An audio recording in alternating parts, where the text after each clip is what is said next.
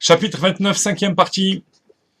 Et on est toujours en train d'expliquer comment faire en sorte pour que notre ego surdimensionné puisse justement retrouver sa proportion.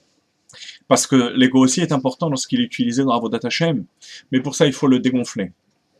Alors, on a vu différentes manières, et là, on passe dans cette cinquième partie à une autre méthode qui va nous permettre de devenir plus humble. N'oubliez pas que la Hanava, le Bitoul, tel que la Chassidoute l'explique, est le fondement même de Avodat Hashem. Même quelqu'un qui est propre de toute faute grave de jeunesse. Donc il s'agit quand même de quelqu'un d'exceptionnel.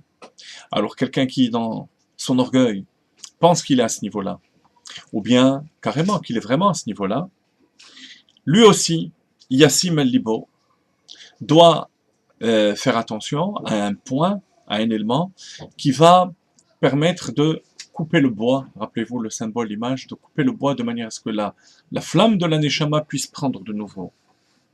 Les Kayem Ma'amar Zora Kadosh, Liot Memare Dechush Bena. Accomplir ce que le Zohar écrit lorsqu'il parle de Mare Dechush Bena, le maître du décompte. Qu'est-ce que c'est le maître du décompte? Il y a le comptable, celui qui fait les comptes, mais qui n'est pas concerné par ce compte. Il travaille pour quelqu'un. Il y a le Balabaït, le propriétaire, le PDG, qui lui est le marin des Choshbena. C'est le maître de ce compte. Lui, il est concerné par ce compte. Ce sont deux dimensions tout à fait différentes. L'un est concerné, l'autre n'est pas concerné. Et c'est ce qui va nous permettre de comprendre comment est-ce qu'on peut arriver au niveau auquel Admour Hazaken veut nous élever. Écoutez bien.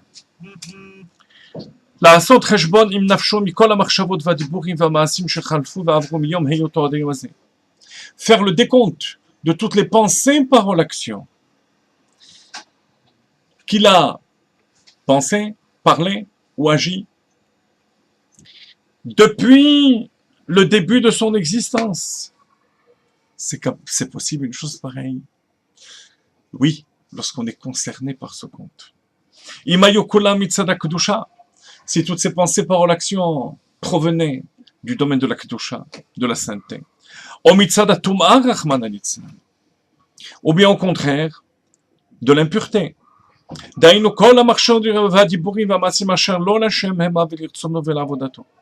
Tout ce qui n'est pas dirigé vers Akadosh Baruch Hu.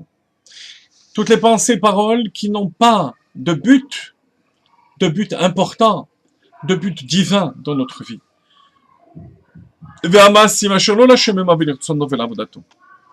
C'est ce qu'on appelle la Sitra Achara.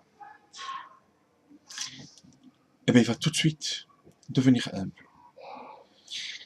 Une personne qui développe son ego de manière exagérée, c'est une personne qui est très sélective du point de vue de son souvenir.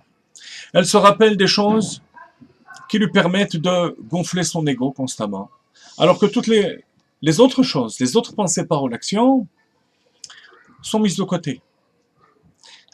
Le Balatane nous dit, fais l'effort d'être marré des Chouchbena, non seulement de faire le décompte de toutes ces pensées, paroles, actions, mais de le faire à l'iba des nafshem, comme on dit. C'est la même notion. À l'iba des nafshem, en étant concerné. Tu vas voir que les moindres pensées, paroles, actions, qui étaient jusque-là insignifiantes, vont remonter à la surface. En Chassidut, on donne de nombreux exemples qui nous permettent de comprendre et surtout de réaliser cet état de Maré de Chouch Bena, ou bien de Aliba de Nafché. On donne le machal, c'est une histoire chassidique, d'un Melamed. Le Melamed, à l'époque, c'était pas seulement un enseignant qui venait de 9h midi, 1h, 5h pour enseigner aux enfants, mais c'était un personnage clé du village ou des fermes qu'il employait. À l'époque, des juifs, de nombreux juifs, vivaient à la campagne et vivaient des produits de la terre. C'était des personnes très imprégnées de judaïsme, mais qui en même temps étaient loin des centres d'études juifs et qui étaient ignorants. Alors ils avaient ce mélamède qui enseignait aux enfants, qui servait aussi de lecteur.